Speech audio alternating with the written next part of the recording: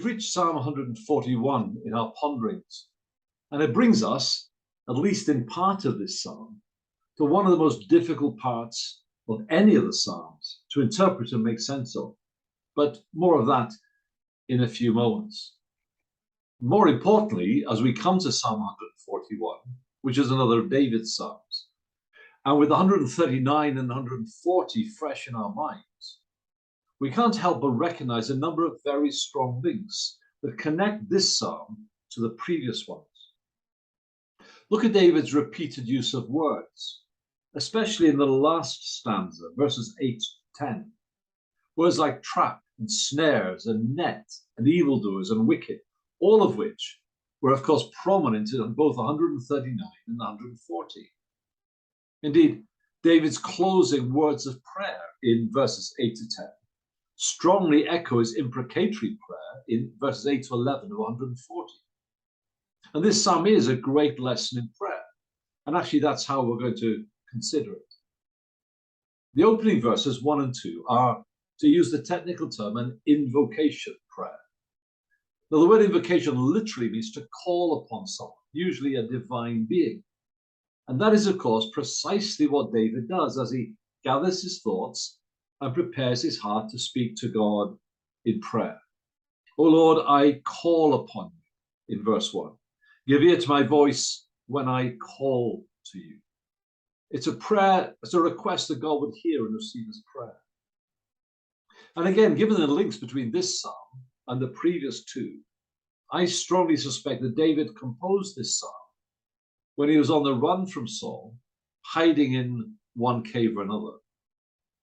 And one of the reasons I think that to be true is that he seems to be saying in verse 2 that while he can't be physically in the tabernacle in Jerusalem, offering up the usual evening sacrifice with his accompanying incense, he asked God to accept his prayer, prayed with arms lifted heavenward, as if it was prayed in the tabernacle and accompanied by the incense of a literal sacrifice. Like David, one of our privileges as children of God is that wherever we are and in whatever circumstances we find ourselves, even if it be in a cave while hiding from our enemies, that place can become for us a holy of holies. And our prayers are just as acceptable to God. They don't need to be accompanied by a burnt offering and a sweet-smelling fragrance, because all of that was accomplished and completed and fulfilled on Calvary when our great high priest offered himself and died. But David's words also remind me of Revelation 5, which describes the prayers of the saints, you and me, our prayers being presented to God as golden bowls full of incense. Isn't it wonderful that my faltering and stammering words are so precious and pleasing to God in heaven? Then, following the prayer of invocation, we have what I'm calling a prayer of limitation and association. David prays that God would keep him, in several regards, from sin. Now, this is important, apart from anything else, in the context in which this psalm is set for us. You see, it's easy to see and pray against the sins in other people's lives, but we also need to be quick to see and pray against the evil inclinations of our own hearts. I'm reminded of how I was often told as a youngster that every time I point at someone else, there are three fingers pointing back at me. David here prays that God would set a guard over his mouth, verse 3, to keep his words pure, that he would restrain the desires of his heart from any form of evil and stop him becoming preoccupied with evil. All of which he has condemned in the lives of his enemies in the previous Psalms. And he mentions something else that is connected with the above, and perhaps also links it to what comes next. He prays that God would keep him from bad company. David is aware of the dangers posed by associating with evildoers, because he's aware of the sinful tendencies of his own heart, which can so easily be inflamed and aroused by others, and he be led astray. Matthew Henry, in his usual insightful, if quaint way, expresses it like this: good men know the evil of tongue sins. When enemies are provoking, we are in danger of speaking unadvised. While we live in an evil world and have such evil hearts, we have need to pray that we may neither be drawn nor driven to do anything sinful. Do you remember how Psalm 1 speaks of the favor, the blessing of God on those who do not walk in the counsel of the wicked?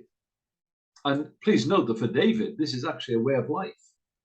In Psalm 26, verses 4 and 5, he says, I do not sit with men of falsehood, nor do I consort with hypocrites. I hate the assembly of evildoers, and I will not sit with the wicked. What an important element of self-awareness that is, and what an important prayer to pray as a result. Then, and we can't dodge this, we come to what is one of the great interpretative mysteries of the Psalms. And I'll admit it's the one I have found most difficult to get my head around in all of these 141 Psalms we have so far worked our way through. It's comforting to know that even those who are experts in the original Hebrew language find the next few verses puzzling, and there seems to be as many interpretations as there are interpreters. So let me try and make as best sense as I can of it with you. First, I think that very unusually we should not follow the stanza sections as they appear in most, though not all, of our English language Bibles. And I think that verse 5 makes more sense if it is linked to 3 and 4 and the previous stanza. It seems to me that what David is doing here is making a contrast between what he calls the delicacies of the wicked and the rebuke of fellow believers. And he would much rather have the latter. After all, as Proverbs 27:6 tells us, faithful are the wounds of a friend. But the bigger interpretative challenge comes in verses 6 and 7. Exactly what is David trying to say, and who is he talking about? Well, I would put the heading here of a prayer for vindication in these two verses, and let me just explain why. At the end of verse 5, David refers to their evil deeds, clearly having in mind the evildoers and workers of iniquity of verse 4. Now he prays that when their leaders come to judgment and are either literally or metaphorically thrown over the cliff, then the words spoken by David about the final end of the godless will be borne out. And, quote, they shall hear my words, for they are pleasant. In other words, some of his enemies will come to recognize the truthfulness of his words and accept them gladly. Now, if that is correct, and of course I believe it is, it helps us make sense of perhaps the most puzzling verse of the psalm, verse 6. Some commentators think that David is here talking about the bones of those who have been thrown over the cliff. And so they deliberately misread our bones as their bones. But the Hebrew is clear. It is in the first person plural, so our is correct. So here's the picture. Just as when plows break up the ground to reap a harvest, so literally or figuratively, David says our bones will be plowed into the soil and shall, albeit perhaps after our lifetime, produce a harvest that comes from the words we spoke during our lifetime, picking up the picture in verse 6. So we have a prayer here of invocation in verses 1 and 2, a prayer of limitation and association in 3 and 5, a prayer of vindication in 6 and 7, and then in the last 3 verses, a prayer of protection. See, my prayer may be continually against the deeds of the wicked, says David in 5, but my eyes are continually on the one from where my help comes from.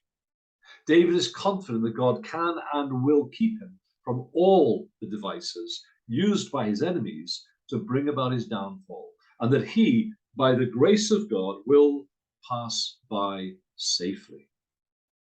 Friends, that's a complex and quite a detailed lesson in prayer, isn't it? But let me sum it up in these three ways. There are three dimensions in this prayer. We're praying to God. We are praying for ourselves. And we are praying against our enemies.